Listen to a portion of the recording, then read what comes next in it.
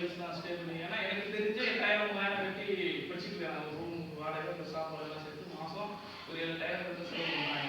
இங்கே வந்தால் இலவசமாகவே என்ன பண்ணிக்கலாம், தங்கி படிச்சுக்கலாம்.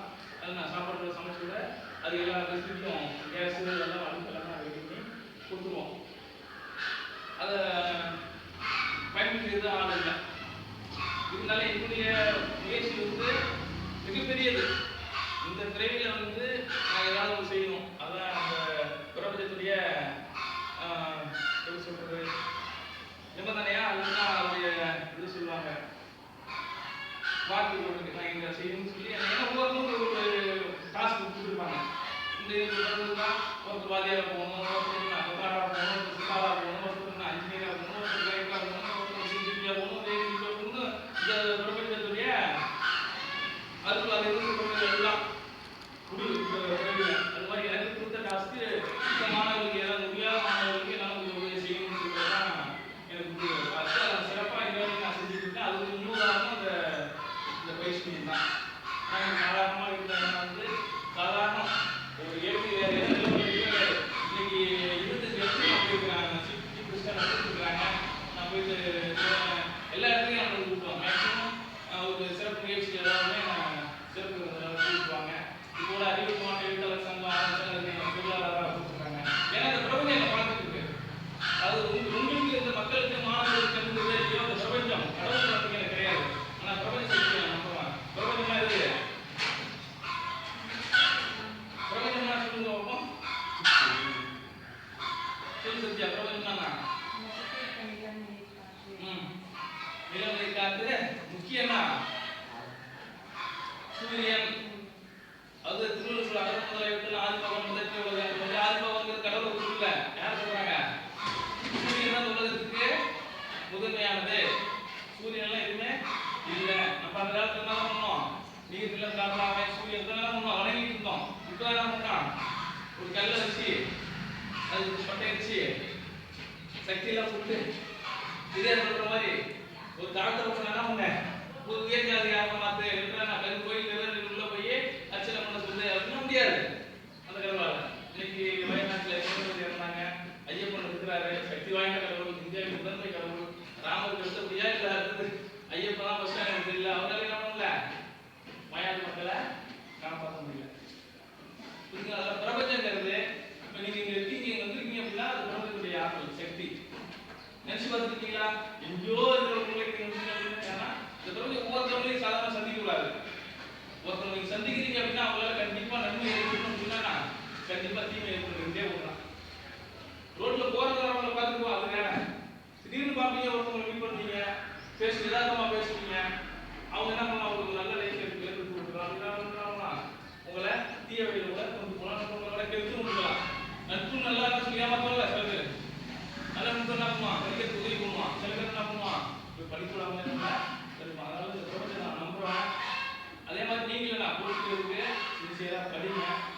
உங்களுடைய ஃபேமிலி பேக்ரவுண்ட்லாம் தெரியாது. உங்களுக்கு ஒரே காரியம்னா ஒரு அரசு வேலைக்கு போகணும். அரசு வேலைக்கு போனால் தான் நமக்குள்ள ஒரு அங்கீகாரம் கிடைக்கிற சூழ்நிலை, நமக்கு வாழ்ந்ததுக்கான ஒரு அடையாளம் அரசு வேலை. அரசு வேலைக்கு மட்டும் அவங்க போன அடையாளம் கிடைச்சோம்னா கிடையாது. எத்தனை ஐஏஎஸ் உங்களுக்கு தெரியும், உங்களுக்கு தெரியல, மக்களுக்கு தெரியும். எவ்வளோ ஐஏஎஸ் இருக்கிறாங்க, ஐபிஎஸ் இருக்கிறாங்க. எந்த ஐபிஎஸ் வந்து சிறப்பாக சொல்றாங்க? சகாயம் ஐஏஎஸ். ஐபிஎஸ் ஒரு பேரை சொல்லுவோம் பாத்தீங்களா, சைலேந்திர பாபு. ஐபிஎஸ்ங்கிறது யாரும் முடியாது. ஆனால் அவங்களுக்கு பேசணும், நம்ம ஜாப் முடிச்சாங்கன்னா முடியாது. அடையாளத்தை கொண்டு வர முடியாது. அடையாளம் கொண்டு வரணும். அது வந்து என்ன பண்ணுவோம், தன்னுடைய பதவியை தாண்டி நம்ம என்ன பண்ணணும், சிறப்பு மக்கள் பற்றியில நம்ம சிறப்பாக செயல்படும். மக்களுக்கு ஏதாவது நம்ம செய்தாதான் மக்கள் என்ன பண்ணுவோம், நம்மளை பற்றி நினைச்சு பார்ப்போம்.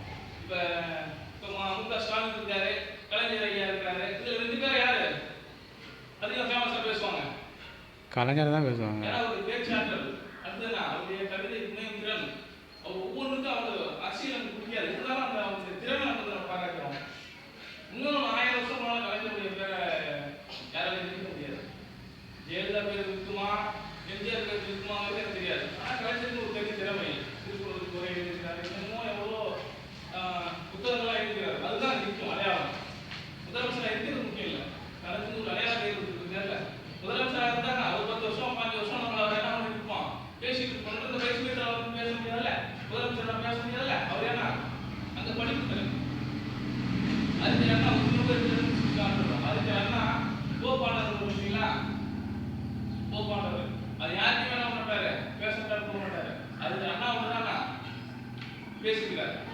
ஏன்னா அவருடைய கல்வி அந்த படிப்பு தான். அதனால இந்த கல்வியை வந்து நம்ம என்ன பண்ணணும், உயிர் மூச்சா நம்ம நினைக்கணும், உண்மையா நினைக்கணும். புத்தகத்தை உண்மையா நினைச்சா நமக்கு எல்லாமே நடக்கும். உண்மையா ரிட்டையர்மெண்ட் ஆனா கூட இந்த பில்டிங்கை கட்ட முடியாது. ரிட்டையர்மெண்ட் வர 3 லட்சம் கூட நம்ம கட்ட முடியாது. இன்னைக்கெல்லாம் ரொம்ப ஒவ்வொன்றுக்குமே சாதாரணமாக ஆரம்பிச்ச 1.5 செலவாயிடுச்சு. செலவு மேல செலவு வந்துட்டே இருக்கு. பில்டிங்ல எவ்வளவு காசு போட்டாலும் அந்த விஷயம் வாங்க போறதுக்கு அது நம்ம என்ன பண்ணுறது, அப்பா எனக்கு முடியல, இதே உட்காரில் 3 பேர் வேலையை ஆரம்பிக்கணும். ஆரம்பிச்சாதான் ஓரளவு கொத்தனார் ஒரு வீட்டு வைக்கணும். இன்னைக்கு எதுனா எல்லாத்தையும் வச்சு நீங்க இந்த இடம் அவ்வளோ ஒரு மோசமாக நடக்குது. ஒவ்வொரு நாளும் இன்னைக்கு கொத்தனார் லீவ் போட்டார், மழை பெய்தாலும் வந்தாலும் இன்னும் சிரமமாயிருப்பான். அதனால இந்த பிரபஞ்ச சக்தியோட நான் என்ன பண்றேன், எப்போதும் பயணிச்சுட்டு இருப்போம். இந்த ஆராய்ச்சி பயிற்சி மையம் எப்போதும் இயங்கிட்டு இருக்கணும். நீங்க இன்னைக்கு வந்துட்டு போனதுக்கு ஒரு அடையாளம் பண்ணணும். கண்டிப்பா நீங்க அடுத்த ஆராய்ச்சி நீங்க வர மாதிரி இருந்தால் வரும்போது நான் அப்பாயின்மெண்ட் ஆடுறேன். கண்டிப்பா வரும் ஒரு சபதம் எடுத்துருங்க. இந்த போட்டித் தேர்வு வச்சு ஒரு மாதிரி தேர்வு வச்சதுக்கு காரணமாக இருந்தது வந்து பயிற்சிய ஆசிரியர் முருகன் சார். வாங்க சார்.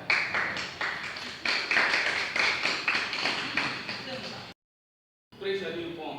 கண்டிப்பா நம்ம மாணவர்கள் ஏன்னா உண்மையா படிக்கிறவங்க என்ன பண்ணுவாங்க, கண்டிப்பா நல்லா படிச்சு அது எவ்வளோ இருந்தாலும் சரி நம்ம கொடுத்துருவோம். முதல்ல மே எப்போ எக்ஸாம் நடத்துதுங்க, ஞாபகம் இருக்கா? மே வந்து இருக்கும்ல. ஏன்னா காரணம் சரி ஏதாவது ஒரு ஃபங்க்ஷன் நினைச்சா சரி அப்போ அம்மா நினைக்கிறா அது நீங்கள் கொடுத்துடலாம் அப்படின்னு. ஏன்னா சில பேர் வந்து நம்பிக்கை இருந்ததா தருவோம்.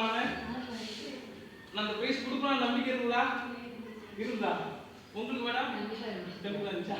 இல்லை வந்துட்டு அப்படிங்கிறதா சொல்றீங்களா? சரி சரி சரி நன்றி. அதனால சார் முருகன் சாருக்கு வந்து நம்ம ஆராய்ச்சி மாணவர்கள் பேசுறதுனால நான் நன்றியை தெரிவிச்சுக்கிறேன். இன்னும் கூடுதல் சிறப்பு என்னன்னா, இங்க ஏற்கனவே படிச்ச மாணவர்கள் எவ்வளோ பேர் வேலைக்கு போயிருக்காங்க. இப்போ ஒரு லாஸ்ட்டாக ஒரு குரூப்பில் வேலைக்கு போயிருக்குது. மேடம் அங்கே படித்த ஒரு ஸ்கூலில் என்ன ஃபோன் சொல்லியிருக்கு, சார்ஜ் நீங்கள் சொல்லுங்க அப்படின்னு. என்ன காரணம்னா நான் திட்டுவேன், எனக்கு பிடிக்காது யாருமே. ஏன்னா படிக்க வந்துட்டா படிக்க தானே வரோம். உங்களுக்கு என்ன உறவா கொண்டாடி இருக்க முடியும், கண்டிப்பாக இருக்கிறதா முடியும். பார்க்க என்னெல்லாம் அவ்வளோ அடி அடிச்சாங்க. நான் 10வது படிக்கும் போது நான் உண்மையிலேயே 5வது எழுத படிக்க தெரியாது. இந்த இந்த ஆக்காக்கான எனக்கு தெரியாது, ஏபிசிடி எனக்கு தெரியாது. 5வது வரைக்கும் முத்தப்படிங்க காலம்னு சொல்லுவாங்க. ஒரு பத்திரிகை புத்தகம் படிக்க தெரியாது. விளையாட்டுத்தனமாக இருக்காங்க. 6வது போனேன், சோன் போஸ்கோன்னு சொல்லிட்டு ஒரு ஸ்கூல். நாங்கள் என்ட்ரன்ஸ் எழுதுவோம். என்ட்ரன்ஸ் எழுதாலும் அங்கே பாஸ் பண்ண முடியும். என்ட்ரன்ஸ் எழுதுறேன், பக்கத்தில் இருந்த பையனை நானும் இன்னொரு பையனை போனோம், எங்கள் ஊர் பையன். அவனால படிப்பான், இங்கிலீஷ் மீடியம் படிச்சுட்டு வந்தான். அவன்